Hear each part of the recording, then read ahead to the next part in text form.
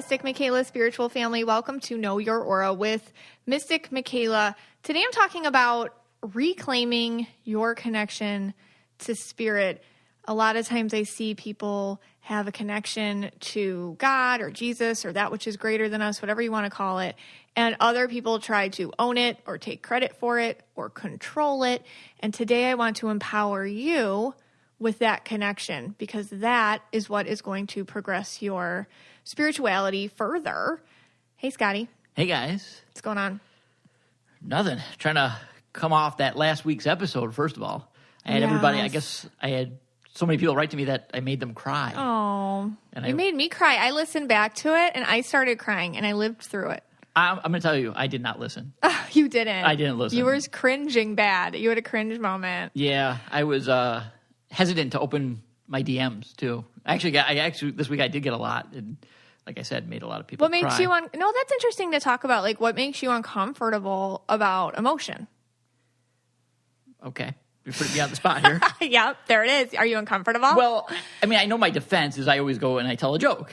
Yeah. Or, I try to do something silly. Yes. So, I figured I'd do something silly this episode. Yes. Yeah. Okay. But yeah, I know I didn't answer your question. No, you didn't. I'm like a politician. I'm like your typical politician. I just did not answer the question. No, but what is it? Did you just feel like seen or something, and that's like a vulnerable part of you? Like, like people seeing you, it's stressful to have that. It's like awkward. What is that? Yeah. I whatever you said is what I think. Okay. I think sometimes it's a guy thing too, a little bit. Although some guys are very, in our society, we make our kids this way, inadvertently. And I see a lot of boy moms trying not to do that. I don't have boys, so I don't know what that's like. But I do know just from like a lot of boy moms, they're trying to say, hey, it's okay to cry. It's okay to have emotions. It's okay. And, I just think society probably like really comes down on guys like, don't cry, don't this, don't that. But with you, you are never serious, Scotty. That is... just once in a while, I guess. Yeah, just once in a while. All right. We'll move on because you're like getting all fidgety on me. I'm shutting down on you. Yeah, you're shutting down. You're getting fidgety. Yeah. And I'm just thinking, all right, when can we start our first segment? I kind of like it. All right, go ahead. What's that? I like it. You like it? Yeah. Just joking. Well, Go ahead. All right. Jumanji. All right, move on. Let's get some Jumanji going. You're so funny. I know. I'm going to call BetterHelp for you, like right now. I need better help. I need a lot of things. I need Feels. I need Birdie. I need Brooklyn. I need them all. Dipsy, definitely. Dipsy. Yeah. All right. Well, I thought, maybe, we do get a lot of, you get a lot of DMs about different thought leaders and spiritual leaders. Yes. And, what are their colors? And I figured, we go through a few of them. I picked out some that come up more than not. Mm-hmm. And we'll go through their colors. We'll see if we can figure this out. Yeah, a lot of people want to know, like, what's this person's color or that person? Yeah. What is that connection that these people bring forth? Okay. All right. So the first one I picked out was Brene Brown. Oh, yes. She's most people might know her. She's a professor, a lecturer, author. She's from the state of Texas. I don't know if that's important or not. She did like a TED Talk, I think, a famous TED Talk. And she is probably considered one of the top spiritual or thought leaders right now, I think. Yeah. So what's her colors? Well, she's indigo yellow. Okay. It's interesting, with her being a thought leader, she talks about a lot of the things that are really spiritual, like vulnerability and the power of vulnerability. And, I feel like with her, like she takes a lot of that indigo. So she takes a lot of the empath stuff and then she, I guess, scaffolds it for us because she's a yellow. So she'll take it and then she'll kind of break it down. So I think people really relate to her because she takes these very deep-seated things that don't always have words attached to them and she gives them words. So that's what I see with her. She's like a yellow indigo. And she, with her, it's interesting because she's got that indigo. And I think a lot of us understand who are very deep empaths. It's hard for us sometimes to get out there or talk or articulate or deal with the things you're going to deal with when you make statements or whatnot. But she's yellow. And yellow people have this ability to kind of be like, you know what? I'm going to compartmentalize like what all you think about what I'm about to say. And I'm going to say it, which makes her words have a bit of like, I guess, an ability to get to us because she can compartmentalize all that she's going to have to go through to put them out there, which is something I struggle with myself, honestly. So I find her very fascinating to me, and I take a lot of inspiration from that. Excellent. Okay. All right. So yellow and Indigo. Mm-hmm. All right, the next one I have, this one I've heard of, is Teresa Caputo. Oh, yes. She is on TLC, the Long Island Medium. Obviously, she was born in Long Island. She was born in Hicksville, Nassau County, which is close to where I grew up. Yeah. I think she came from a family of firefighters. Oh, did she? Uh-huh. I think cool. Volunteer. Yeah, and I think she's very down to earth. She's down to earth, yeah. Down to earth. So she's a medium. What's her colors? You know, she's purple and a very deep blue. I think we all see the purple. Right. Definitely see the purple. You know, people, obviously you say you're a psychic, people are going to come after you. You have your own show, people are going to come after you. You know, that's going to happen. You do these big shows, these big stadiums and whatnot. People are going to come after you. Honestly, I feel she has a gift. I do. I feel like she's got an incredible shtick, we call it around here, Scott and I, because she's just like, who's I don't know. Who's making the lasagna? I smell it. Like, she's just very funny. They're telling me he works at the deli. He likes salami. And then someone's like, oh, yeah, my uncle worked at the deli. Like, are you kidding me? I'm going to leave right now. Like, she's funny. And she has like a showmanship to her, which is like a great way to take mediumship messages and present them in a way that's like, even if you're not getting, readings can be boring if you're not the person getting it. I'm going to be honest. That's true. Mm-hmm. Because like, if I'm doing a reading for somebody, we're talking about their great Aunt Sally, they were super close to, like, that might not be exciting for other people to listen to, even though it's cool, but it's not always. She has this way to make it so entertaining that you do want to hear other people's readings because she's so fun about it. You know, she gets a lot of flack, like I said. And I think, like, the big thing, like, you'll hear, like, either the people love her or hate her.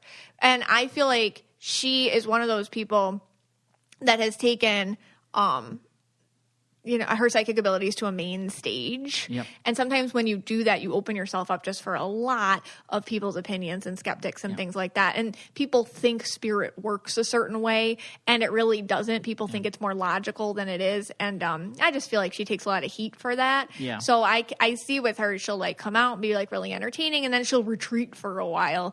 And it was really sad she broke up with her husband, I have to say, because I really did like Larry. Larry, what was he what was color? red. He was red? You know, I feel like red-blue? Yeah, because I think about you and me a lot because they were like similarly colored, except she's more like entertaining, like blah, blah, blah, loud or whatever. But I feel like, and I don't know what happened between them. I really don't. This is my thought. I feel like he lost a role in because they were together like 20 something years and they have 2 kids and like I feel like he lost some sort of role in it or something, and he always took care of her and he always protected her, and something happened where maybe he wasn't as needed or something anymore, and then he went somewhere where he was more needed. So I made it about me and you, Scott. Yeah, okay. I made it about... is very similar. You said she was purple and blue. Yeah. You're purple indigo. Yeah. I'm red and blue. Yeah. And you said he was red and blue. So. Yeah. All right. It's sad they broke up. I feel like we all kind of feel that too, who follow it. We're like, oh, what happened? It's so sad. All right. Yeah. But you did make a point about the readings, and but when you do the we've been doing a lot of Zoom events, and we have big crowds, like 100 people on them. And I do get a lot of comments that people do love to hear you read other people. Oh, do they? Yeah. So maybe there is something to that. Maybe. Yeah. It's hard for me to see myself in it. Yeah, because even the other day, someone told me they'd said, I could just listen to her do readings on other people all day long. Oh, really? Yeah. Oh, I didn't know that. Yeah. Oh, I also agree with you. Like, why would you want to hear someone else's reading? It might be me a little bit. Like, when I'm doing a reading for one person, I think of everybody watching, and maybe I feel bad I can't get to like that a little bit. That's my own, like, oh, I want everyone to feel special, because that's my empathiness that gets in the way. All right. But I can see that. Okay. Yeah. All right. Our next one. I have meditated to this guy. Oh. I've done his meditation. Oh, yes. Not all of them, but I've done a few. He was born in New Delhi. He is Deepak Chopra. He got his start, I think, by doing an interview on the Oprah Winfrey Show. Oprah Show. And, he's known a lot for meditation. Alternative medicine sometimes gets him in trouble a little bit. Yeah, that's controversial theories. That's going to do it for you. Yeah. What do you think of Deepak? Love my Deepak. I love Deepak. All right, so he's green. He has like a blue-purple thing going on. It's kind of swirly.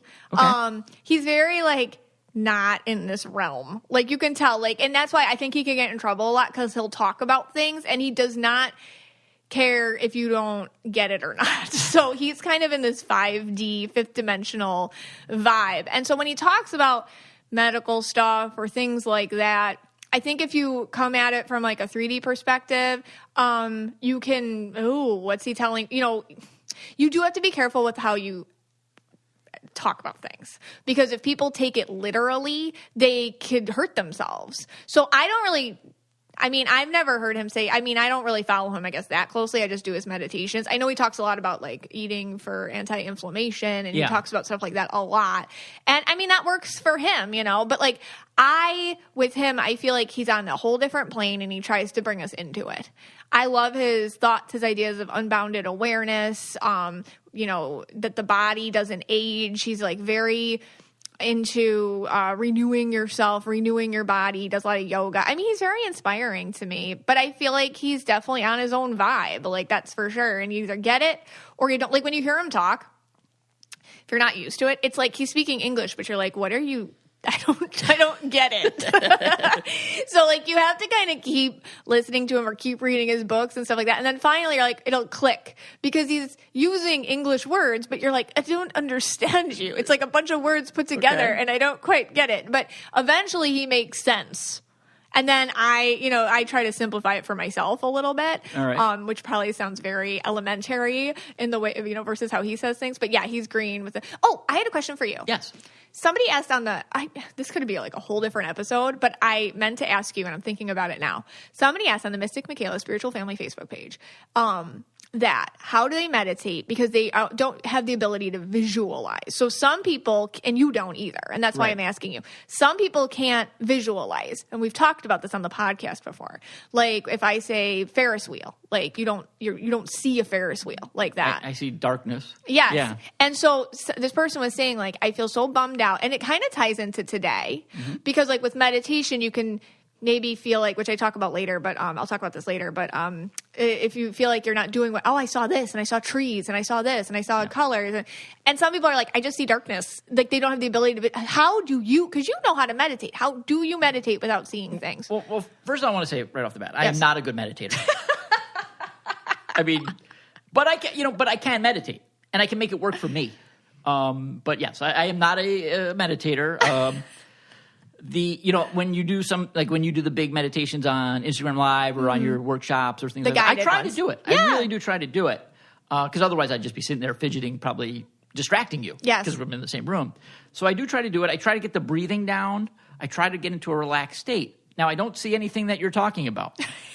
This is true. It just doesn't happen. No, tell us. Or even when I do the Deepak, nothing on yours. No, I know. Or on Deepak or whoever. Yeah. But if I relax and I clear my mind, and sometimes if my mind just goes, I'll let it go. But eventually what will happen for me is I will be able to clear my mind. And either two things will happen. One, I'll just fall asleep, basically. And I'll wake up and I'll be like, I just feel good. Yeah, I just feel good. So that's one. But then a lot of times, like, an idea will come to me. You know, so because I'm always, one thing about me, I'm always trying to think of an idea. I'm always trying to come up with new ideas and things like that, and new angles and all this stuff. So sometimes when I just meditate, like, that will come to me. Oh, that's interesting. Like, I'll just be sitting there and then I'll be like, okay, I got to do this. And that's then I'll try to do that. So that's how spirit speaks to you. They kind of drop box an idea a little bit. I can't see, like you said, I can't see the ocean. I can't see the trees. I'm not in like the desert. I can't, none of that comes to me. Yeah, that's what this person asked, and they think they're bad at meditating because they don't. Yeah, not at all. Yeah, it's just how you do it. Right. But I can still get something out of it. It's even like when I read and I don't read that much anymore, but when I used to read like a descriptive book and the author would write a whole description, I'd skip over that because I can't even picture it. Oh, so, and you like to read. Yeah. So but I would skip that. Do you think you picked history because of that? Because it's so factual, or like because you're a history major? So like, yeah, maybe that's probably because they don't really do a lot of like description. It's just kind of like facts. That's probably that's why I probably was better at history than English or poetry or things like that. Oh, that's interesting. Okay, thank you. Off topic. It's just somebody asked that this morning, and I saw it, and I'm like, I'm going to ask Scott with the Deepak thing because he does so many meditations. Yeah, and look, if I can meditate, you can meditate. That is true. All right, our next one. He's an author. He's a coach, speaker. He's big into self-help. He does a lot of seminars. He used to do infomercials. He's 6'7" Tony Robbins. Oh, if you don't know who this is, there's a Netflix special, and it's a little older, but it's interesting to watch it. Yes. And he was in Shallow Hal. He was in Shallow Hal, the movie Shallow Hal. Yes. Yeah, that's funny. So he's red. He has a red aura. It's like red and purple, but he's got blue in there too. So he's interesting because he kind of, and I feel like he's been controversial with a lot of his methods or how he speaks to people. He's gotten accused of kind of being maybe, I don't know, I don't want to like label him as things, but he's gotten accused of being insensitive sometimes with how he talks about things. Yeah, he uses a lot of curses. Yeah. He curses a lot. He's big on personal responsibility. Like he's big on like not being the victim anymore. So if somebody's like gone through trauma, he can kind of be like, okay, move past it, maybe a little quicker than they're ready to or something like that. I feel like with him, that's just his red person approach, that he's talking to you the way he talked to himself. Now he sees people and he's interesting and he obviously is doing something that's speaking to people. But what I like about him, and it was interesting because if you watch the Netflix documentary, it's kind of like, whoa, okay. He likes to create an energy in a room that also supports what he's saying. So he does these conferences, not right now because there's COVID, but he does these conferences, and the conference becomes this like being and energy unto of itself. Oh yeah, and some of these conferences are like days long, and they go 24 hours a day without stopping. They barely sleep. They like eat while they're doing it. It's like a crazy amount of energy. Yes, and they're in this conference room. They say people fall asleep during it, or wake up, or come in. It's amazing, and they say afterwards it can be completely life changing. But it's the energy that he brings to it, which I feel like is a very red person thing, and the directness and just I guess the truth dropping in a very direct way is interesting to me. If you're into that approach. Okay. All right, our next one. She was born in St. Louis. She was a poet. She believed in the strength of women and rising up of the human spirit. She raised the moral standard of living for people in the United States. Maya Angelou. If you've read her books, which I highly recommend, I think what she does is she makes us her. And so to make... And I feel just with, especially when talking about racism or being black or just feeling different or out of place, she has this way when you read what she writes to make you her. So like I remember being 16, this white girl in white suburbia in Buffalo, reading her book and understanding, feeling connected to that or feeling connected to her. And man, I feel like that's how, and she knew it because she's purple and a very deep blue. And I feel like she knew that's how to make people compassionate. That's how to make the darkness go away, just to shine light on it with love and the feeling of compassion and togetherness and make us all part of her experience, not in a way that divided us, but unites us. I feel like she was onto something there. And that's why obviously there's something with her, like with her words. That's the other thing. Some people who are writers, and Maya Angelou is definitely this person. And I could probably think of it if I could think of other authors or whatnot, but she has this ability in her words to bring us with her. So in every word, it's like a prayer or it's like a vibrational tuning or something. And I feel like it brings us into it and it changes us on some level. So she's magical. She has just like prayer in her words. Amazing. I got a little deep there. You did, yeah. That's how I feel about her. That's how I feel about her. So purple and deep blue. Yeah, and I feel like we need more of her. That's how we're going to unite. That's how we can, that love, that just bringing us together, that understanding. Awesome. Empathy. And our last one, we have Wanda Maxima. She is an Avenger. Wow. She can harness chaos magic, telepathy, telekinesis. She lives in Westview. I feel that she is like just one of the leaders of our time. What are her colors? We should be like in the Avengerverse or whatever, where it's just, this is real. And we all just live our lives pretending like that's real or whatever. Yeah. So I'll just go with it. So she's a little hot mess purple right now. She's going through some things. She dropped a purple bomb on Westview. She's attracting some, when you do that, sometimes you attract just bad people in your life, toxic people like Agatha. And, she's really showing us what, untapped grief and emotion and things. If you don't get like a handle on it or an awareness of it, other people can come and manipulate you. Yeah, so be careful. She clearly is not in charge of her red. No. She actually took her powers and she put in like another town into the force field thingy majiggy that she made. Our green audience might know this stuff better, the terms we don't than I do. I don't watch Avengers at all. We were made to watch this. Yeah. Well, actually, the funny thing is I liked the first couple episodes because it had nothing to do with the Avengers. And then all of a sudden it became like a superhero thing, and I'm not into those superhero stuff. And now it's like an Avengers show, and I have no idea what's going on. I know. And I don't know any of I the think characters. that was the point. They baited you, and now you have to watch all the movies and continue to pay for Disney Plus. Yeah, and now I'm kind of annoyed that I still got to pay for Disney Plus. Oh my God, Red Rant coming. Red Rant. Ding ding ding. Oh, spoiler. ding ding ding ding. Scott. And the other thing is okay. Oh, here we go. You were already going into it. Go. Please Red Rant about how we have to pay to watch movies on Disney Plus. Go. Yeah. I mean, here we go. Well, the first thing I have with Disney Plus is they're not like Netflix. They've been taking these out like 1 week at a time. Netflix throws them all at once. So if I just want to watch, Cobra Kai, I can watch Cobra Kai. Mm-hmm. Disney is making me pay every month by making one episode a week of this WandaVision. Yeah, nonsense. they know what they're doing. Yeah, and then they get a new movie. Finally, they get something new. I'm not watching like Miracle on Ice from 1980 or whatever it is. And Lady and the Tramp and Snow White. And they finally get a new movie, and then they make you pay for it. Yeah. Like, what is that? I know. Who would do that? Yeah. I mean, that's ridiculous. You're right, Scott. Netflix comes out with a garbage movie. They don't make you pay for it. You're right, Scott. Right. You're so right. All right, let's just get into the Red ads. Rant over. So excited to have this. Excuse me. So excited to have this podcast sponsor today. I talked about it a few episodes ago. She's Birdie. So I actually finally went on a little girls night I met my two girlfriends for dinner, and I went at night, and dinner's over. I have to walk to the parking lot, and I actually wasn't scared like I normally am because I had my She's Birdie with me.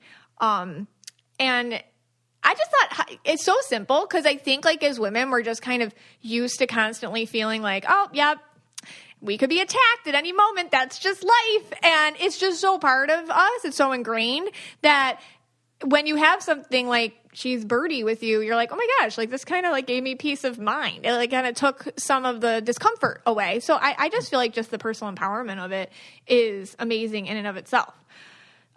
Birdie is a personal safety alarm designed to be easy to carry and simple to use. And it really is. When you activate your Birdie with just a quick pull, the alarm will emit a loud 130 decibel siren, and a flashing strobe light will help deter it. I mean, it is loud. It is loud, and but it's cute. It's cute on a keychain. Oh. Now, I know you went, one of the people you went with was Purple Bomb Amanda. Yes, I went with Purple Bomb Amanda. Is it louder than Purple Bomb Amanda? Yes. Okay. It is. All right, then that's loud. Yeah. Okay. Well, I feel like Purple Bomb Amanda, if we were attacked, would, I don't know. Because she can get loud. Yeah, she's really loud, and she's from New York. Yeah. And like, so if you don't have a New Yorker with you, right. She's Birdie works too. Right. Because I feel like having a New Yorker might be good too. Yeah, because you were also with Jenny, and Jenny's quiet. Yeah. So she couldn't compare to Birdie. Right. But Amanda and Birdie, you might, Well, I think like Amanda could be your own personal safety person too. Yeah. I don't know. That's true. Yeah. Yeah, because she's like, maybe Birdie should hire her. Yeah. If you can't, she's little. Like Amanda's they little. can put her noise into the machine. Stop.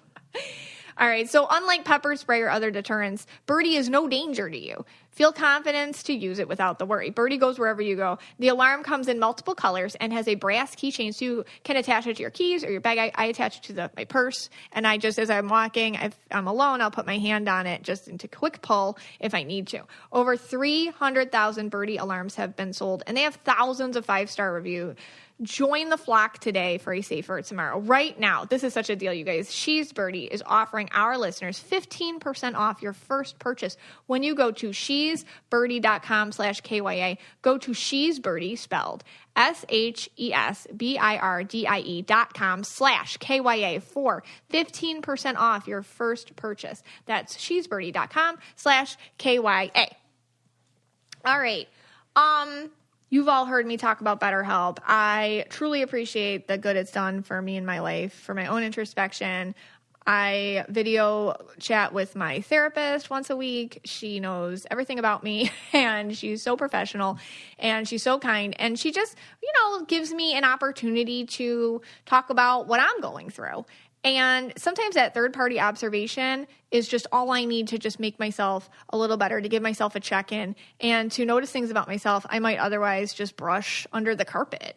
What is therapy exactly? It's whatever you want it to be. You can get some tools to help with motivation, depression, anxiety, battling your temper, stress, dealing with insecurity in relationships or work, whatever you need. It's time to stop being ashamed of just your normal human struggles and start feeling better, because you know what? You deserve to be happy. BetterHelp is customized online therapy that offers video, phone, and even live chat sessions with your therapist. So you don't have to see anyone on camera if you don't want to. It's much more affordable than in-person therapy, and you can start communicating with your therapist in under 48 hours. Join the millions of people who are seeing what therapy is really about. See if it's for you, because you are your greatest asset. This podcast is sponsored by BetterHelp, and Know Your Aura listeners get 10% off their first month at BetterHelp.com/KYA. Again, that's BetterHelp, HELP.com/KYA. Give it a shot. Why not? It's helped me a lot, and I think it'll help you too. So today, like I said, I'm talking about reclaiming your connection to spirit, knowing that it's yours, that nobody else can own it or control it or manipulate it or take it away from you or anything like that. So it's important today that we have Scott here, who is talking about different spiritual conferences and things that he went to for us, always researching Scott, right? Always. Definitely. Yeah. And, different contexts in which we'll see if he made a connection to spirit or not. Yeah, so you might not know this, but I did go to a lot of these spiritual events. Yeah, I was wondering where you were. Yeah, and, it's been throughout the years, and I didn't tell you, and I'm going to tell you today. Okay. So, some of them, I'm hoping you don't get mad at me. Oh, no. Right. Did you do the circle of consent? I did not do the circle of consent. Okay, God. Something worse. No. Far worse. The first thing I did was Satsang with a Swami. Oh, where was that? Yeah. Is that local? No, this was online. This was a Zoom thing. Usually they do it in person, but, with the pandemic and all.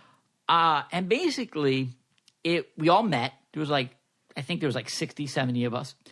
And it was a very deeply intimate meeting. Okay, so the Swami provides all this inner exploration, how to go beyond the self, what lies beyond the self. That's interesting. Yeah, you find true clarity. That's cool. Transformation. Okay. It's a spiritual discourse. Oh. It goes on for a long time. We were there for hours upon hours and hours. Yeah. And, the people did seem into it. People were, getting beyond themselves or whatever. They were transforming. What does that look like? Well, someone actually did literally transform like a human into a furry creature. Beyond themselves. Something resembling a raccoon. But, and a lot of people were crying and emotional. And I was kind of just sitting there, I was drinking my coffee with many cups because it was a long time. Yeah. And I fell asleep for a little while. Nothing really happened for me. You didn't go beyond yourself? Well, a lot of people were saying that they were very thirsty. Okay. Now, for me, I did experience that. Yeah. But that's because I didn't drink for a few hours. Okay. Other than the coffee. So I was dehydrated. Did you feel like something was wrong with you because you didn't get beyond yourself? Yeah. I felt like I was an outsider. Oh, yeah. Someone even actually called on me for a bit. Yeah. And I didn't even know what to say. Yeah. I just kind of mumbled something I'm a red blue. I'm a red blue. And they didn't understand. And they didn't know what I was talking about. Yeah.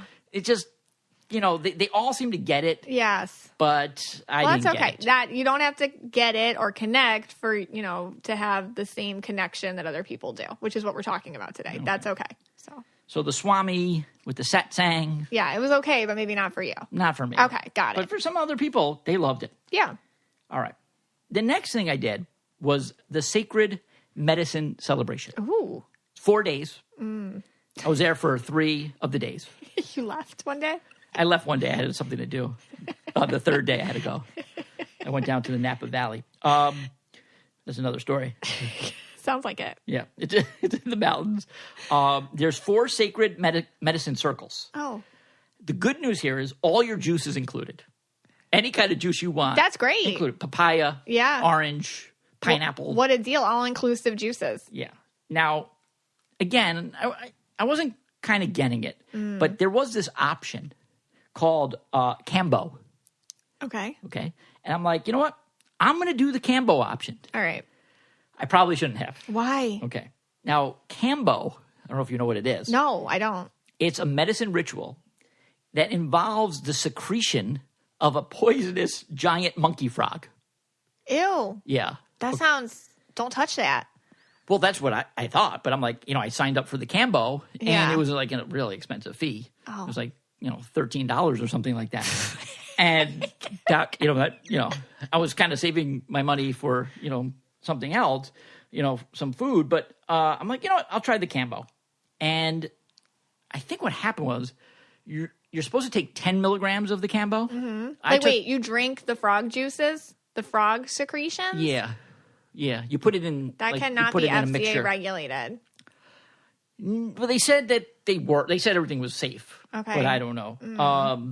So I think I took a little bit too much Cambo. Mm-hmm. My heart rate went to about 190 beats per minute. That's not good. I started getting the sweats, fever, burning sensations. My tongue was falling like this. Yeah. Tyler. And no one will ever get that. No, that's our own inside joke. It's our own inside joke between Tyler Cameron and Matt Damon. What's his name? Matt James? Yeah. They just love each other so much. But no, seriously, people do this. And you take this Cambo. Well, apparently you did. And I did. And they do. And the thing is, for 40 minutes, you're going to feel like crap. Well, of course, because you just drank poison. Right. Right, from a monkey tree frog, a giant monkey frog. But then what happens is you fall asleep and you make weird animal noises. Of course. I think I was a woodpecker. So I guess that happened to me. But then you get the Cambo purge. Okay? Okay. People, I'm not making this up. It sounds like ayahuasca a little bit, but with this stuff. Yeah. And then you get the Cambo purge and you have sharpened senses. You have like physical strength of Dwayne Johnson. Oh, wow. You are like a beast. Just incredible feeling will come over you. Oh my God. And so did you connect? No, I just felt really sick and, feverish and sweaty. Okay. And again, very thirsty, but this was good because there are some spiritual contexts that people create with the use of, hallucinogens and things like that. It's not for me. You know what I mean? No, it wasn't for me. But I know a lot of people who talk to me are like, oh, I really got a lot out of that or whatever. I'm like big on, but sometimes a lot of these practices there's a little bit of cultural appropriation here because like it's from a different culture. And then usually like the shamans are the ones that are, I guess, traditionally would take these things and then, do it. And then people would watch them or something. But now I think with like the rise of, I don't know what this one is, but I know with ayahuasca, that's how it works. And then with the rise of just like this tourism and stuff like that, people go there and they want to take the stuff the shamans traditionally take. Yeah. And get that. So it's kind of not safe. I mean, all I remember, some woodpecker noises and this guy named Ted getting really touchy-feely with me. But whoa. Yeah. Ted. Did you get his number? No. Okay, that's good. The next spiritual event I went to, I don't know if you remember that I went to this, was the Fire Festival. The Fire Festival? Yes. I feel like I saw a documentary on that on Netflix. Yeah, so I went down to the Bahamas. I was hoping that I was going to meet huge Instagram influencers. Now, at that time, I don't know if you know this, but I was a huge fan of Bella Hadid. Oh, yeah. You know her? Yeah. Yeah. I used to like all her posts on Instagram. Yeah. I actually had a fan account of hers. Oh. Bella Hadid. I made a fan account. It's a weird phase you were in that time of your life. It was really weird. Yeah, it was weird for you then. Yeah, and I had a lot of followers too. And she actually followed the account for a while, but then she left. But I bought the luxury villa package. And, I went down there, the commercials and this all said, all the influencers told me. Yeah. This is going to be a 2 weekends, transformative. Yeah. On the boundaries of the impossible. Whoa. It sold me. I thought that I was going to be running on the beach with Instagram influencers, and just having the time of my life. Yeah, on like an island, right? With no plumbing or something? I No, forget. I thought I was going to be in a luxury villa with all these other Instagram influencers. And we got there, and there was like nothing. Oh, my God. Yeah. Everyone started freaking out. Yeah. There was no like housing, no bathrooms. Oh, my God. The musicians weren't there. The influencers weren't there. Kylie Jenner was nowhere to be found. We thought she'd be there. Yeah. But not me. Yeah. Not me. What do you mean? I didn't was freak out? No, I didn't freak out. Yeah? I was actually having a great time. I found a group of local musicians. Okay. We started hanging out. And I started to have spiritual realizations there. So the Fire Festival was a transformative event for you. Like, you really spiritually connected in that chaos. Yes. This is the one I did connect on. Basically, it really, when I really meditated on it to one of the Deepak Chopra's meditations, I realized that, following Instagram influencers is just going to get you nowhere. Yeah. It's was just like, it just hits you. Yeah. Like, be yourself. Be yourself. You don't need some person with 70,000 million followers from, Dubai and places like that, to follow them. Yeah. And, for me, it was a real spiritual awakening. I deleted that. Is that what an influencer is for you? Like somebody who has 70,000 million followers from Dubai? Or is that your definition of an influencer? The definition of an Instagram influencer is someone who, I would say, has nice photos up. They all look like with the same filter. They have, like, if you go through their followers, half of them are like Chinese or Asian or from the Philippines or Dubai. You're meaning like the or language Saudi. is in English. Yeah. And then you'll see like a 13-year-old boy from like the Philippines will follow the account. Yeah, like a bot account. Yeah, and you're like, why would a 13-year-old boy follow a 27-year-old influencer from Malibu? All right, so that's your definition of an influencer. Yeah, and the 13-year-old Filipino boy really isn't following a 27-year-old girl from Malibu. Right. It's really easy to tell. Like, it is. You just go through them. They're full of crap. I know. Whatever. I mean, this could be another red rant. This is another red rant. But I'm going to tell you, Fire Festival, spiritual awakening. That's great. Yeah. Clap, clap, clap for you. Thank you. All right. So the next one I did was I figured, I needed a little religion in my life. So I joined the New Life Church in Colorado Springs in early 2000. Oh. You didn't know this? I didn't know this. Yeah. It was run by a guy named Ted Haggard. Okay. And it's a rough name. Haggard? Yeah. I think I said that right. Haggard, right? I think so, yeah. And basically Ted said, the Holy Spirit spoke to him from the Mount of Olives in Israel. Yeah, you gotta watch that. Yeah, I don't know where that is. But he claimed that on this Mount of Olives, I don't know if he was eating a lot of olives or whatever, but that's where the Holy Spirit spoke to him. Okay. Was he eating tree frog? He might have been. You're getting like me now. And you basically you live your life in a tree. Like really? Yeah, like kind of like an Adam and Eve type thing. Okay. Yeah, the tree of life. Okay. Yeah. Okay. And the more you pay, the bigger the tree. Oh, wait, pay what? Like, you donate. Okay. You come to the services, you donate. It was about money. Okay, it was kind of like that. Yeah, it was a business. And, I give a lot of money to it, like $7. Right. It's a lot for you. Yeah, I put in the donation box, like, $7. They called me that guy. What was that guy? The Mr. Beast? Mr. Beast. Yeah, they kept calling me Mr. Beast back then. Before even Mr. Beast was a thing. He's stuck in 2015. Yeah. This was 2005. But I didn't like, he was very anti-gay. Ooh, I don't like that. In his preachings. Like, actively, constantly? Well, just basically saying, the real deal is man and woman, and that's it. That's what the Bible says. That's what the Mount of Olives message was all about. I hate when people control that. Yeah. Like, yeah. I hate to control that message. Well, that's not cool. Yeah. And, I mean, look, I don't know. I mean, I was in deep. It was hard for me to get out. It's hard. You make connections. You make, friendships, things like that. Mm-hmm. Right. Yeah. I paid a lot of people to be my friends back then. And, yeah. Well, basically, it came out. There was a huge scandal that he had been having relations with a prostitute named Mike Jones. Oh, a man? Yeah, man. Ain't that the way? That's hysterical. And basically, every month he would get together with this prostitute for years. Wow. Yeah. That's sad. He must really hate himself. Yeah, right? That Yeah, you have to bash it. To bash it and hurt other people so bad because you hate yourself so much for just being who God made you. That's really sad. Right. So I felt I was not connected spiritually there. No. You know, it didn't. You know, and it's sad too because, like, I think when you tie, that's interesting because on a serious note, like when you tie your connection to somebody like that, and you're like, oh, you know, this guy brought me all these connections spiritually with, you know, God or whatever you want to call it, and then he does something that can disappoint you, then you can feel like everything was a lie. And that's why it's so important to own your own connection. So you never know. So you always know it was for you. You never know it was somebody else's. You never have it connected to somebody else's behavior. It has to be you and you and you and you and you.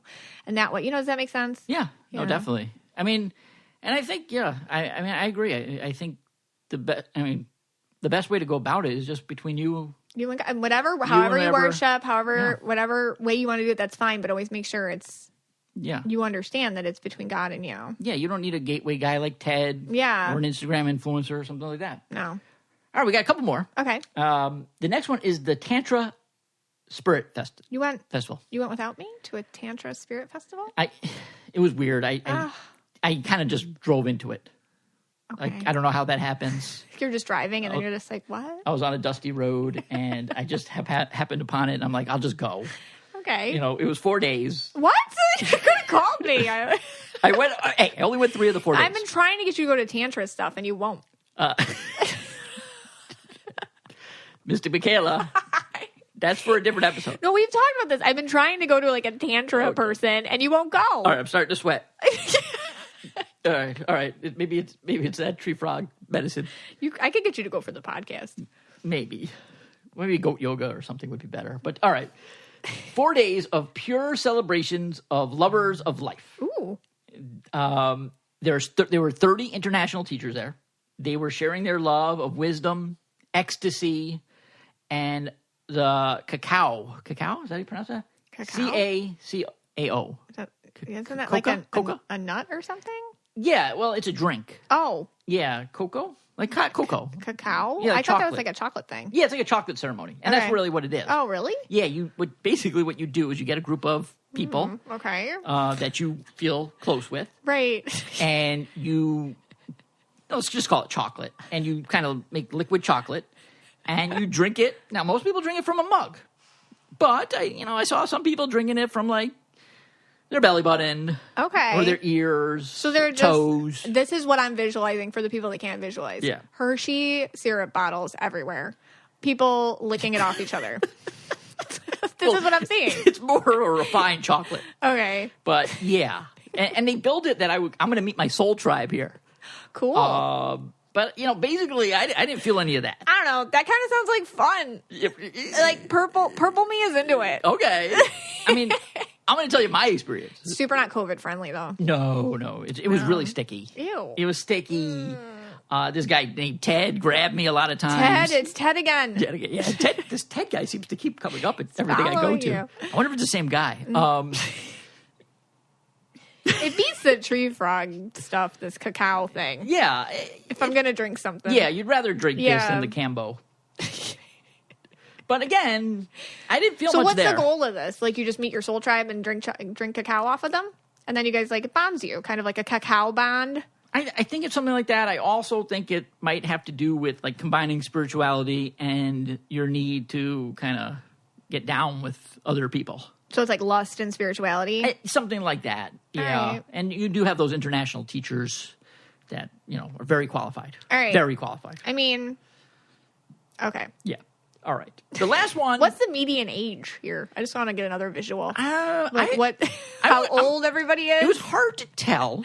I would say, if I had to put a mean, like the median age. Mean age. Is that MEA? I'm going to say, I was young for this. I would say like 56. Oh, no thanks. Yeah. I don't want to go anymore. Yeah, 56. But a lot of people looked aged from the desert. So they could have been 37. So I'm just saying they looked 56. Wait. But they could have been 37. Remember we saw, now my new visual, remember we saw that little documentary, what's that place called in California where... Oh, the slabs? Yeah, Slab City. Slab City. Did it take place in Slab City? It was near there. Ew. Yeah. Some people from Slab City had come over. So did you get your soul tribe or no? No, I did not find my soul tribe. Just Ted? I just had some sticky toes and Ted. Grossy. Yeah. All right. All right. The last one we were together for. Oh, yay. So the first 5, you were nowhere to be found. I don't know how I got to these places. I probably astral traveled there. We were together in the Anchor Bar in Buffalo, New York. I know the story. With my friend, Frenchie. You had 2 friends there, too. 2 friends. And Jack. Eric, Shaq. Yeah. So my friend Shaq and Frenchie. Yeah. You and me. And there we had an experience of spiritual awakening. Tell us about that. did. Yeah, tell us about that. No, this is like real. It's funny that you're bringing this up. Because it's funny, because it didn't take place in a church or any sort of psychic moment or any aura colors, nothing. So if you go to Buffalo, you have to get wings at the Anchor Bar. It's in, where is it? Is it in downtown? Downtown Buffalo. It doesn't look like much, but it's been there forever. And basically the wings are like, I don't know. I can't explain it to you. You just have to go. So we were there. It was like later at night. It was a jazz night. So there was this beautiful like jazz singer, and they put us, and I don't even know how you agreed to it because you have social issues even back pre-COVID times, but they put us like at this table right in front of the jazz singer, and then there's tables all over, and then we just ordered like the 50 wings. 50 wings, yeah. Oh my god. And it was just 50 wings on this huge plate. I think I had did I have a Coke or maybe a beer? I don't even know. Yeah, something like that. I think I had a beer, and and it was just like unlimited blue cheese. That's what you eat with your wings in Buffalo. And the music was loud. I couldn't hear anybody talk. I'm just eating my barbecue wings, and it was very transcendental. I swear to God, it was a religious experience for me. No, it was incredible. Like I was like floating above myself. I'm like, this is amazing. Yeah, I mean, I'm not a big jazz guy. I don't even really like jazz, but that night I love jazz. I mean, I'm not even like a foodie, but that's what I got from it. This like amazing food experience. Yeah, and my friends. I mean, no one was even talking. We were just like, nobody was speaking. There was no need to even shout over the jazz. It was just perfect. Yeah, it was just See, incredible. I connected. You did. I did. You had a spiritual awakening. I did. The wings actually got to me a little bit. I had to go to the bathroom at some point. All right, Scott. And there was a guy in the stall named Ted. All right, so let's get on with the ads.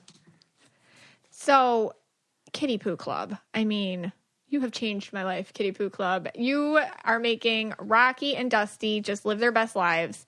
I am a very proud cat person. I love my cat, but that doesn't mean I like having a litter box in my home. But Kitty Poo Club takes care of the more unpleasant parts of cat ownership, so I can just get back to loving my Dusty and Rocky.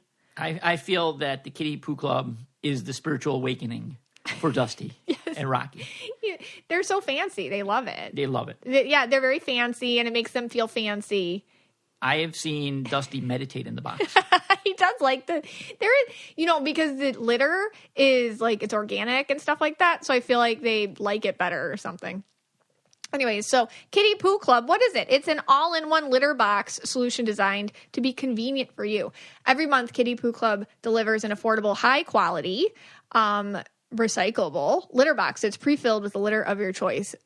The boxes are totally leak-proof. Like, trust me, leak-proof. They're eco-friendly and have a fun design for every season. They're so cute. When the month is up, just recycle the box. It's crazy. It just folds into the box. Like, you're done, you just fold it back together and throw it in the recycle. And Kitty Poo Club will automatically deliver a new one to you. No changing used litter and no more cleaning the box. You can customize your order based on how many cats you have and what type of litter they prefer. You can try different ones. They're all good. Kitty Poo Club has a no-risk guarantee, so you can easily customize or cancel your subscription anytime. So give yourself and your kitties the cat gift that keeps on giving the whole year, a Kitty Poo Club subscription. Right now, Kitty Poo Club is offering you 20% off your first order when you set up auto ship by going to kittypooclub.com and entering promo code KYA. Just go to kittypooclub.com and enter promo code KYA to get 20% off when you set up an auto ship. That's kittypooclub.com. And don't forget to enter promo code, thank you so much, KYA at checkout, and live the best life like Dusty and Rocky are currently living in our house. I've been very open about how I have anxiety. I can get very stressed. I can have insomnia issues are my big thing. Sometimes I just don't feel right. Sometimes I just have like weeks where I'm just like, oh my gosh, I can't get out of my head. It's a lot. I think a lot of us feel that way. And I I don't know, feels for me. I've tried so many things to relax myself, but feels is a better way for me to feel better.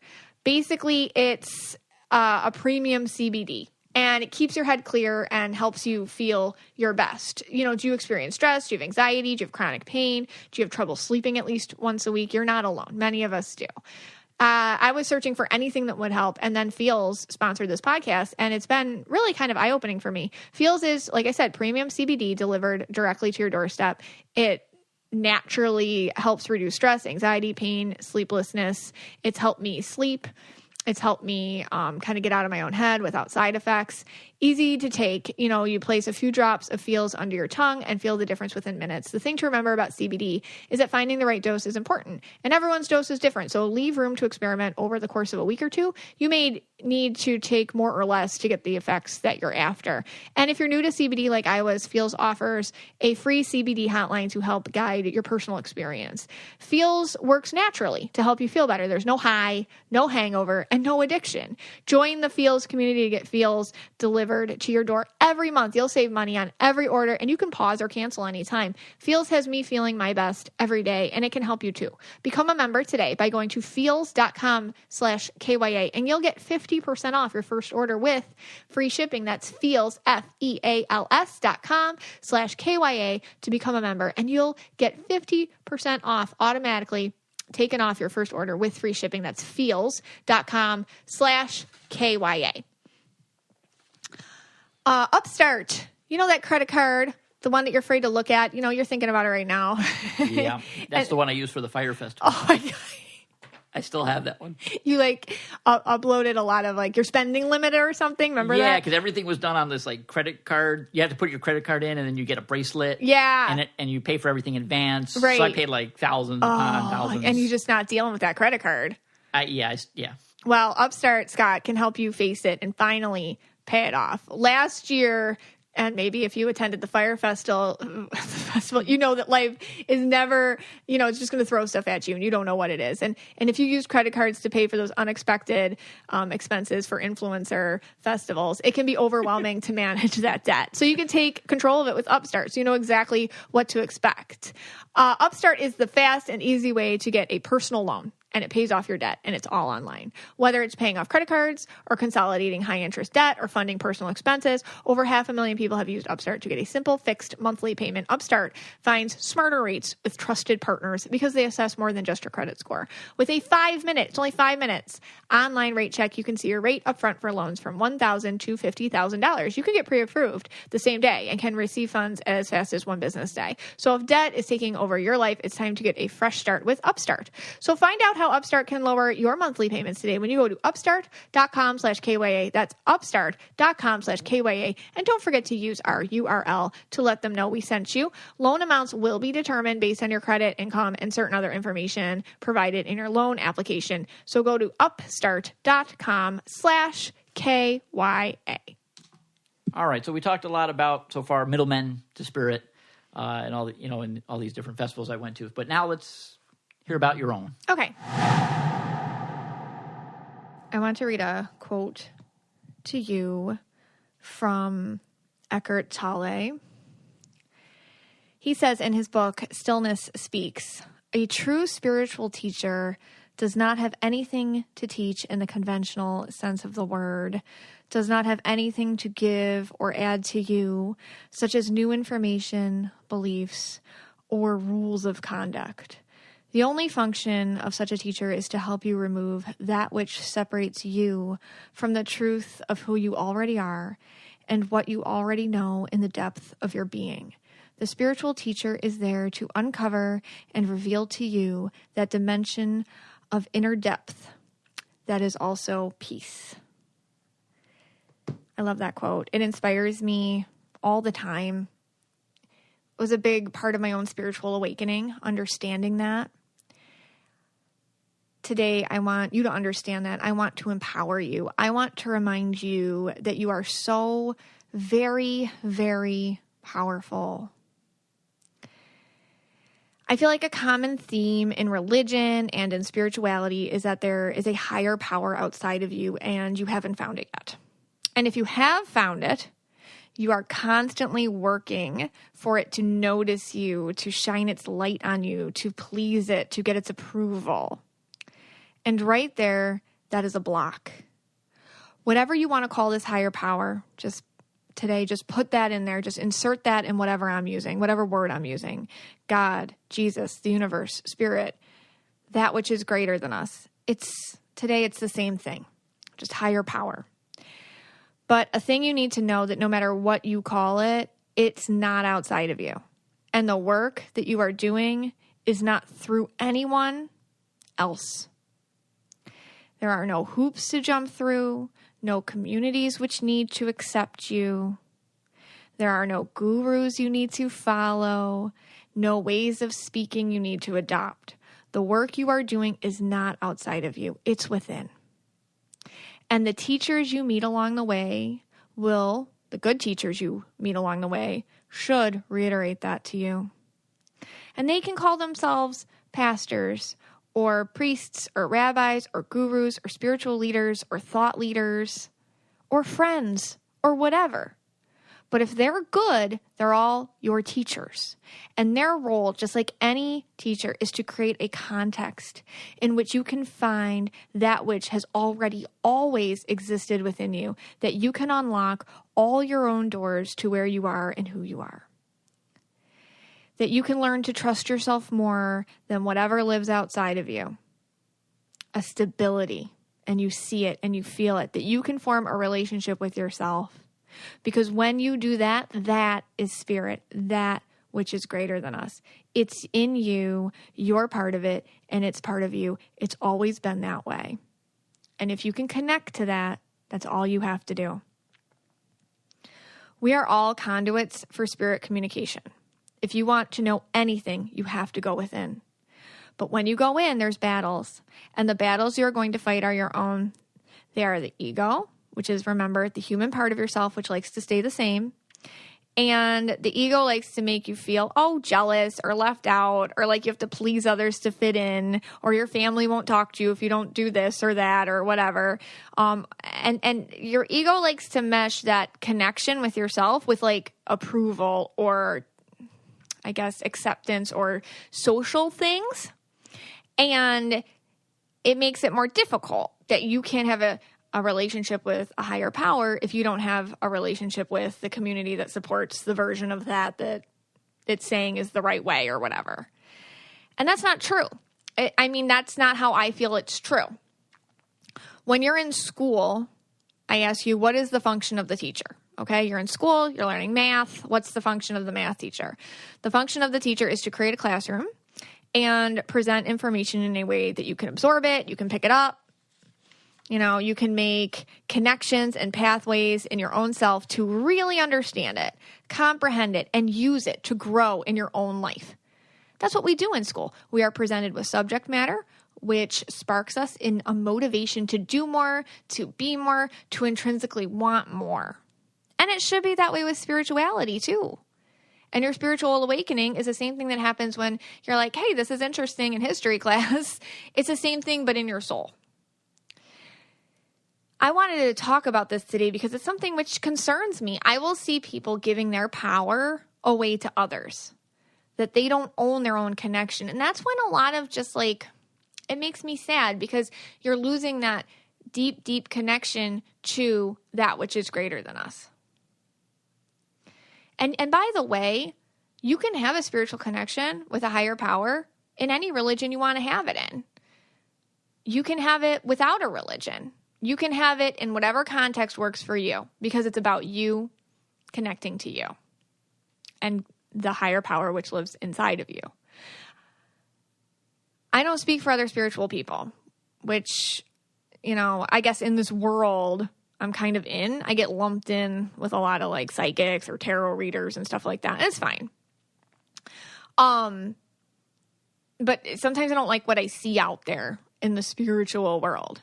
And it's kind of like sometimes spiritual leaders like to take the credit. I don't like that. Yes, I see auras around people. This is a podcast about it. Yes, I like to talk about it. It's fun. But it doesn't really matter. You know what I mean? Like, it doesn't matter what aura I say you are. What matters is the journey that you take just trying to figure yourself out. It's a context in which you can get closer to God within you. That's why I like auras. It's just a fun context where it's like, you know what? And I feel like I was given that gift to be like, okay, here's a classroom of learning and it's an aura color. Isn't that fun? Now go find yourself. Go set it up. Go have fun. Okay. Like that's how I feel like it's my way of trying to I don't know, it's one of the ways you can try to find God within you through aura colors. It's just one of the many, many ways you can do that. Anytime you go on a journey, it's inward. It's never on someone else's timeline or their set way that you have to go on. It's a context that maybe they set up for you, a classroom of sorts in which to find yourself. And if you can apply that learning to new things in any spiritual journey, you will always be authentically on your own journey. You have to make it your own journey, and you have to remember what it's really about, you going within. I hear a lot of people, they DM me, or, I see this in the Mystic Michaela Spiritual Family Facebook group, or just in general. And they want to know, like, okay, is what, they're new to it. And they ask, is this evil? Is this wrong? Is this bad? Is this wrong to do this type of introspection? And I can only speak for how I see it and how I try to form it in my own life. I just want to get closer to God in me. That's how I see it. And when I do that, I want others to do that too. And that's light working. So when people ask me, like, is this evil? Or, they assume what I do is wrong or this or that. I understand that, like, there's a lot of examples out there with people who have the wrong motives. And I see that all the time in all, I guess, spiritual categories that you can think of. People have the wrong motives. And it's sad because it takes away from the good stuff. It's sad because it takes away from what it's really about. So I'm very passionate about you owning your own journey. Always own your own journey. Always check back to see what's about you and not about somebody else. Always check back to your authenticity. And then you'll be fine in any journey spiritually you go on because you make it about you and you, because that's what it's about. But what is light working? The word light working and light worker, they get thrown a lot around in the spiritual realm. And it can be misconstrued that you have to do like energy healing or Reiki or be psychic or learn tarot to be a light worker. No, not at all. Light working just means that you remind people the same thing you figured out, that their pathway to connection with spirit, it's within themselves. That's it. It's a reminder. You're a reminder. And you remind them that all the power of that which is greater than us, that they already possess it. And the work is just dusting off their own barriers to get there within. That's it. You make them feel seen. You make them feel empowered. That's light working. Because when somebody takes that power away from you and they say you have to do like X, Y, Z in order to get the approval, that's not light working. That you have to do this or that for them, or, adulate this person or do this way. Nope, that's not light working. If you teach people that there's a greater power that's constantly judging them or waiting for them to do the right or wrong thing, or they have to be some sort of pleaser to get closer to that power, that's manipulation. A light worker can most certainly be a spiritual leader or a priest or a rabbi or a pastor. Of course it can. It can be a friend too. It can be a good Samaritan who just helps you out. It can be a neighbor who does a neighborly thing for you. That's all light working. It makes you feel seen and loved, makes you feel that glow. And what is all that? That's God within you. The feeling of just, maybe there's good in the world. Oop, you just felt God. That's a connection. Or gratitude. The quickest way to talk to God is to sit in gratitude for what you have and really let it wash over you. And sometimes you got to go small with gratitude. Sometimes you just got to be like, I really appreciate that my neighbor took in my trash can. Like, they didn't have to do that. They just walked it up to my door. I really appreciate that. And maybe that's little, but if you really sit in that and you're just like, wow, that they did that. Like, that's how you get close to God. And sometimes we got to start small. But that's all light working too. So I was raised Catholic, like very Catholic, Catholic school, everyone's Catholic, whole family's Catholic. Okay. So Catholic that there was kind of an internal self-hatred for the gifts that a lot of us in my family inherently had. Like, we had it, but it was also kind of like bad. I don't know how to explain it. It was very dysfunctional, but like normalized for me. So anyway, there was this constant need to be like superstitious about it. Oh, and don't tell anybody. about this at all and hide it, that it's wrong. And I lived very duplicitously that way my whole life. I never had a bad experience really with growing up Catholic, like personally. It's just I knew that they wouldn't like that part of me if I brought it up to like my school teacher, like whatever, priest. Like they weren't going to be cool with that. So I just didn't bring it up. So I put those things away. And I had some sort of feeling, well, God doesn't love all of me then. I mean, that's the internal thing. I wonder what else we've put away in our life because we think it's not lovable. What have you put away because you don't feel like it's lovable? Like, what are things that an organized place that you were trying to seek approval from didn't find lovable, so you just decided you had to put that away? And that's not how it works, because like that which is greater than us sees all of us and loves all of us because it's already in there. It already knows everything. You can't hide anything from that. It's in there and it loves you and it made it. And the whole point is to come to terms with it, not to put it somewhere else. Make it better if you can. If it's something that needs to be improved, if it's something that just needs to be loved, love it. But, I never had a bad experience really with growing up personally, other than that, I guess. But for me, the experience, it was fine. And honestly, it was lovely. I remember being very moved by certain aspects of the Catholic faith and being moved by the ways of prayer and worship. And I really do remember feeling that unconditional love from certain figures when we learned about Jesus. And, I felt all that. I felt that. And it was comforting. And it still is. Religion's a lovely thing. It really is. But like in any religion, it has to be something that feels good to you. So I never, like if you're Christian or Jewish or Muslim or nothing, to me, this is a universal truth that whatever you want to call that higher power, it's in you. And that's it. And you can go to church or temple or nowhere or outside or take a hike and it's all you carry it around with you. So this is just about connecting authentically in a way where you feel that spark, that inspiration, that motivation to do better. That's all. It doesn't mean you have to give up anything, actually.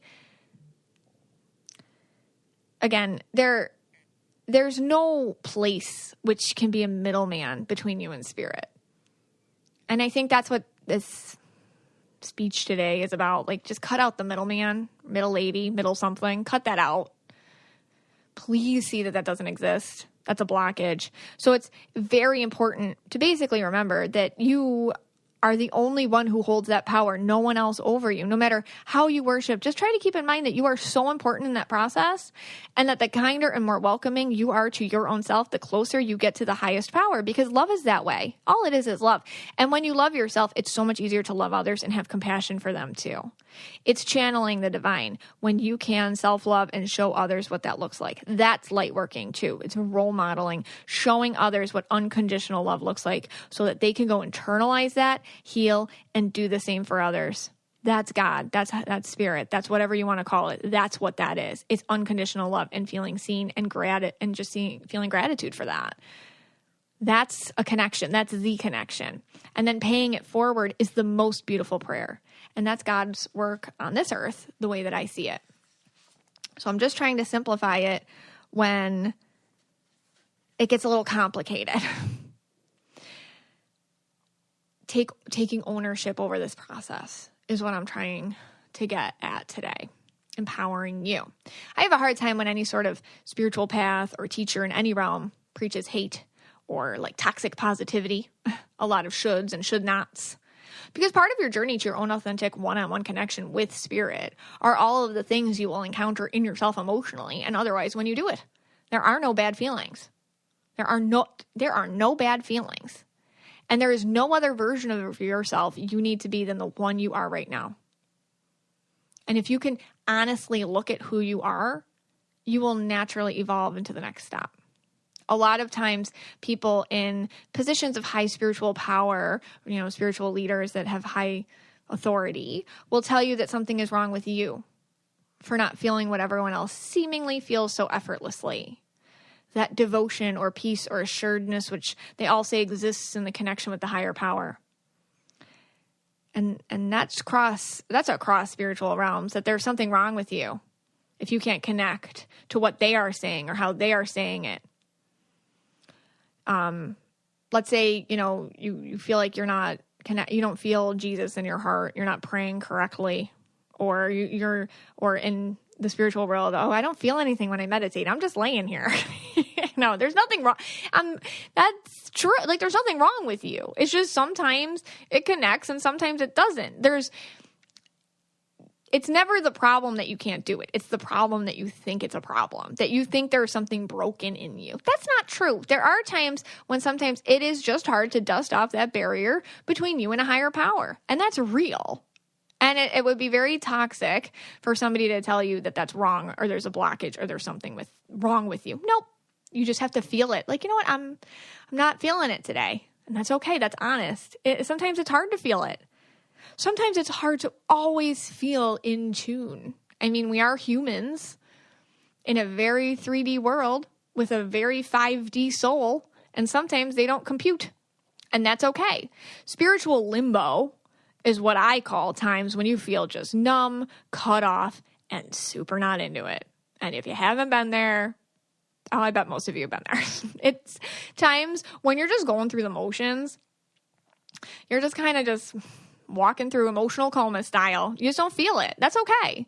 You hear what they're saying and you try it, but it's kind of like a listless vibe. You can feel very isolated and alone sometimes when you're in a spiritual limbo. Kind of like when everyone says, like, oh, this movie's amazing, and everyone's talking about it like constantly. And then you're like, all right, and you go and see it. And you're like, wow, that really was a huge disappointment. It wasn't that good. And you don't get it, but you have to kind of like pretend that you get it to fit in. It can be like that. And that's okay too. It's part of it. So spiritual limbo, feeling numb, not always connecting the way that everyone else is like, oh my God, it was so crazy. I meditated. I saw like 8 different colors and I floated. Like, it's okay if you're like, oh my God, I was just laying there not feeling anything. It's okay. It's okay. Or, growing up Catholic, it was, this is funny. For those of you raised Catholic, you'll kind of understand. We have a lot of like devotion to Mary days. Mary, Mother of Jesus. And oh my God, I still have like my Catholic schoolgirl guilt even talking about this. Ooh, I gotta like fight it for a second because you can't talk bad. You can't talk bad. But once we had this statue come visit our church, and it was a big deal because the statue, I guess, was it was a statue of Mary, and it had been all over the place. Catholics are really into their relics, and it was all over the place. And it was said that she would cry tears, like real tears. So they said that she was blessed with this miracle, and she could cry real tears. And she came to our church. Oh my gosh. Because I went to school there. So this was like a big to-do, and there was a special service, and there was all those things. And it said like when you were, and we all got to come and kneel in front of this. You couldn't touch the statue, but you could kneel in front of the statue. And the teachers were preparing us like, okay, children, like prepare, like you're going to be touched. People have been changed by looking at the statue. People have been totally transformed, all these things. And like, people were in front of the statue. They were kneeling. They were sobbing. They were crying. They were walking away. They were very overtaken. I was like, oh my gosh, like what's about to happen? And, I think I was like in 4th or 5th grade, and I kneeled in front of it and I was like, oh my God, I feel nothing. I don't feel anything. It's a statue. I don't know what to do. And so afterwards, like we had to do, write about it because it's school and it's Catholic school. So I'm writing about it. And like, I had to, like, I made it up. I'm like, oh, I felt all these things that my girlfriend said she felt. So I was like, okay, I'll just borrow that. It's okay. And I just fought. I want you to know, I just fought a ton of Catholic schoolgirl guilt for telling you that. That's like my deepest, darkest Catholic schoolgirl confession that I felt nothing at the miraculous Mary statue. Okay. Do I doubt other people felt things? Absolutely not. They did. That was probably very real to them, but it's okay that it didn't feel anything for me too. That doesn't mean, and the problem was that they were saying that that's the only thing that could happen to you. That having that connection was going to happen. If it didn't, there's something wrong with you. Because I'm like, oh my God, maybe there's something wrong with me. Also, maybe none of this is real. Like, these are things that went through my head at the time. And it would have been nice if they were like, hey, if you do feel something, that's great. If you don't, that's okay. Doesn't mean anything. You're good. You're still good. Because I truly felt like, oh my gosh, I don't think I don't think God has a connection with me. I mean, that's what was going through my head at the time. And I think that a lot of us can feel that way sometimes. Like, oh, if I'm, even in my world, like meditating or whatever, like if you don't feel, sometimes I meditate, I feel nothing. Like you got to be in the mood sometimes. And that's okay. It doesn't mean like every time is like a 5-star astral projection experience. So we got to down to earth this. And that's okay, because being down to earth is a good way to understand what a true spiritual connection is. There's ebbs and flows. And that's okay. There are times when you have created so much change at once too, and so it gets stagnant for a while. Like you've had so much going on and you like made your life changes, and then it's like, whoa, and you were on this huge like spiritual wave, and then all of a sudden it just kind of stops. That's okay. That you have to acclimate. And then there's times you have to change up how you connect. You have to use other methods to do it than what you've been taught. You got to kind of branch out a little bit. You got to go try new things, new ways of connecting. But always remember that any spark you achieved, that was always you making that spark. The teacher, which put it together for you, just created a nice context in which you can do that. Don't ever give your power away to someone else. I mean, please don't give your power away to somebody else when you make that connection with spirit. You can give them credit for creating a lovely context and for creating a desire and an inspiration and a role model. And you can thank them and have gratitude for caring enough to do that for you. But that connection that you made, that's because you did it. And that's between what's greater than you and you. There's a difference, because people will try to own that connection, that spark, and that's their ego. And I want you to be careful of those people, because they don't have your best interest at heart. So please, anytime you make a spark or connection, you can be, thankful for the context, thankful for the people that helped you do that, thankful for the love around you, but that's your connection with God, or that which is higher than us or greater than us. So my goal with this podcast was to create a context, a place for you to experience sparks. And man, I love hearing when you do. I do. I love hearing those moments when it connects. It's magical. It's magical to me to see spirit work in all of us. It's magical for you to see it too, once you've experienced it. And yes, that's your spark. That's your connection. It's not mine, and it's not anyone else's either. And then you know what? When you go out and you light work and you help others feel that, that'll be their connection. And that'll be because they did it. But it'll also be good to feel them do it and know that you helped with their context. You helped with inspiring them. But that's always their connection, just like it was your connection. So know deep down, always, that the place you went to get that connection was inside of you. That glow, that love, that feeling. That was spirit. And you felt it at least once. And I know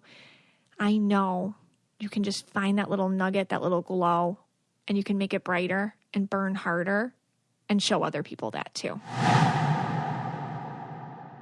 Oh my gosh, Scott, I just told a story about, it's like my super secret 8-year-old self, Catholic schoolgirl story, where I didn't connect to a Mary statue the way I feel like I should have, and I'm having major guilt. Well, I feel that we might not be able to go to the Basilica in Lackawanna in Buffalo, New York. Anyone from Buffalo knows the Basilica. I feel so bad. I kept that secret for years. Yeah.